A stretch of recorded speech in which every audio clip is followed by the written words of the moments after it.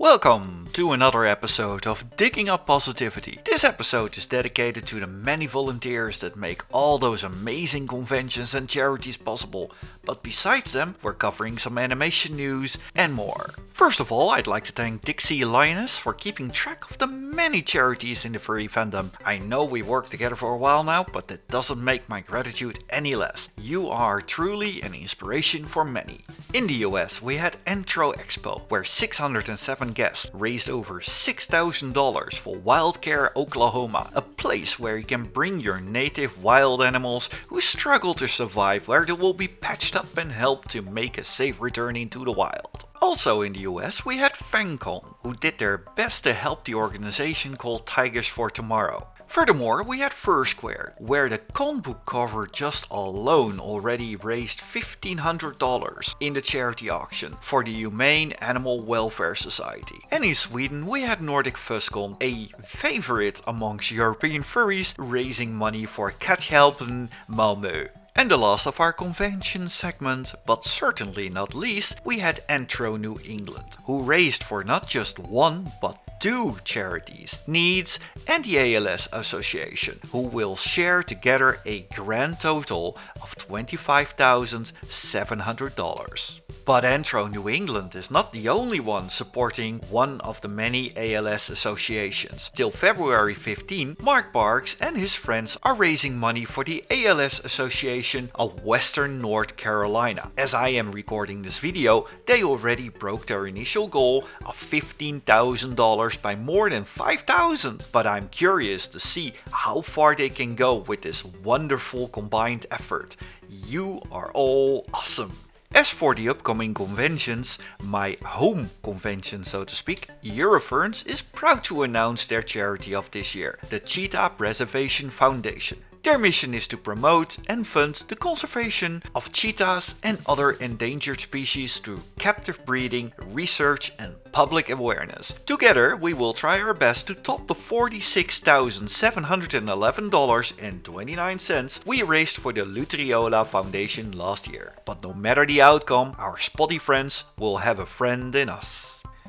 This brings us to an article of MSN. They published one thing that many of us already know. Doing volunteer work generally makes you happier. In a study published by the Dutch Bureau of Statistics, 91% of the Dutch citizens who are doing volunteer work claim to be happy, against 85% who do not. In 2018, almost half of the Dutch citizens of 15 years and older has done some form of volunteer work. 3 out of 10 even said that they have done so recently. While this study only reflects Dutch citizens, I often see many people doing volunteer work outside of the Netherlands in various conventions, from furry to anime, from comics and whatnot, and most of them are happy to do so, finding joy to make their fandom or organization a better place for all of us. Fursuit makers sure are a creative bunch, and often I have a feeling that it's almost like a race of innovations. We have protogens with Wi-Fi capabilities, 3D eyes, robotics and whatnot. But recently Sky High added something to the mix. A fursuit with fur that can magically change color. Well, if you count temperature changes as magic, but awesome nonetheless. I am curious how this will hold up at a warm fur dance or fur walk in the hot sun or in the snow. In North America, many do enjoy the lovely tweets of the black-capped chickadees or the red-breasted nuthatches when they enjoy their walk down the street or in the local park. But not many know that these tweets serve a purpose. According to Eric Green, an ecologist at the University of Montana, they are made up out of words. If you take that literally, and yes, that is a pun intended, a linguist might get a little bit agitated. It's more that the chickadee has a vocabulary about 50 sounds to communicate essentials like danger, feed me, or I'm single. Green and his colleagues have found that the nuthatches eavesdrop on these chickadee warning signals and they retweet to their neighbors, kind of like a nature version of Twitter. However, in new research it shows that the nuthatch does something that some Twitters should do more often. They will repeat the general chickadee alarm, but they don't vocalize the more specific information about the predator until they can verify it. Last month we had the Oscars, One of the categories that I do check out every year is Best Animated Feature Film, and it wasn't really a surprise that Toy Story 4 won, being Pixar and all, but I was happy to see that Klaus was nominated. Released last December as a Christmas feature on Netflix, it was renewing 2D animation that I honestly did not expect to see anymore. Tom Preston on YouTube has provided a lovely film on how the depth and nuance that is usually reserved for 3D animation has been achieved in this wonderful movie. In the last years, it has become all too common that big studios who made adaptations of various movies did not listen to their core audience and even blamed them when the finished product was not resonating with them. But now we have a positive example. Sonic the Hedgehog had their trailer released last year and it was not received very well by friend and foe alike. But the co-creator of the Sonic movie, Jeff Fowler, promised to do better. And then things went silent.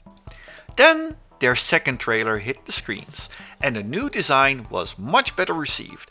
I was still a little bit on the fence, but when it comes down to the movie, it seems that they have listened to the fans. So I decided to give it a chance, and with me were many fans of the Blue Hedgehog. Would this be further proof that the time of the video to movie adaptation curse was really slowly being lifted? And yes, I admit, I went to the cinema being a little bit skeptic, but boy, I was not disappointed. It was a fun family movie with a lot of homage to the old fans and plenty of fun for the more casual crowd. And the numbers did not lie. With an $85 million budget, it opened big with over $58 million in the first weekend in the US, and after 2 weeks it was still going strong. It recently passed the $200 million mark. From the post-credit scene, which strongly hints at a sequel, combined with these numbers, it is not just a big chance we'll see more of our friend in the future, but more Sega video games may be converted to the big screen, as this movie was a welcome change of pace of their main studio, Paramount Pictures.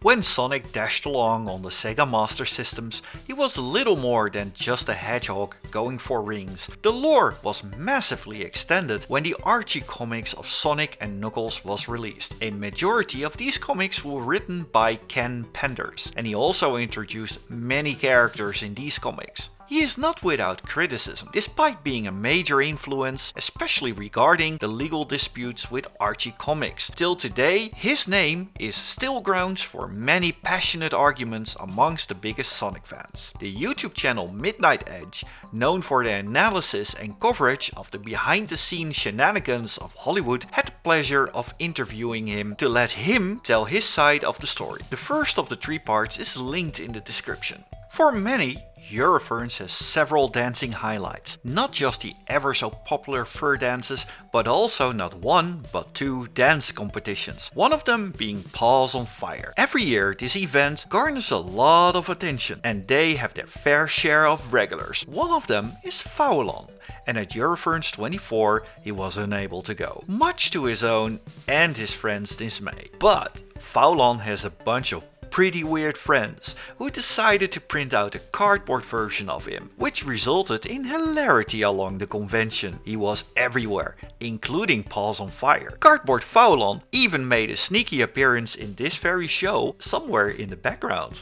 However, cardboard is not everlasting, and slowly but certainly our mighty Faolan bent and crumbled under the weight of his own activities. But little did he know that there would be an interesting development. At Eurofurence 25, he appeared at a charity auction as a dakimakura. News of this hot item spread like wildfire, ending up in the hands of an ever so mildly confused cockroach named Uncle Kage, who managed to sell him for over 150 euros to this amazing fellow from the US. And thanks to this amazing tiger, Faolan is still traveling the world, popping up at various conventions, and maybe you'll run into him. Thanks for watching this February episode of Digging Up Positivity. Next episode will be on the 28th of March, just before I will be going to Motor City FurCon in Michigan, US. I'm looking forward to this trip and maybe I'll run into you. And of course, I really would like to thank the following people who made this channel possible. By not just sponsoring, but also by supporting this channel in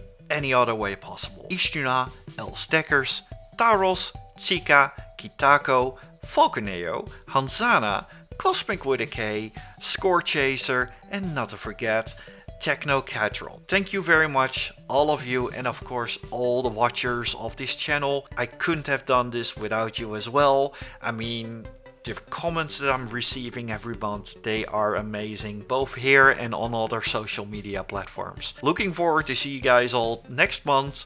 Have a good one, and of course, all the hugs.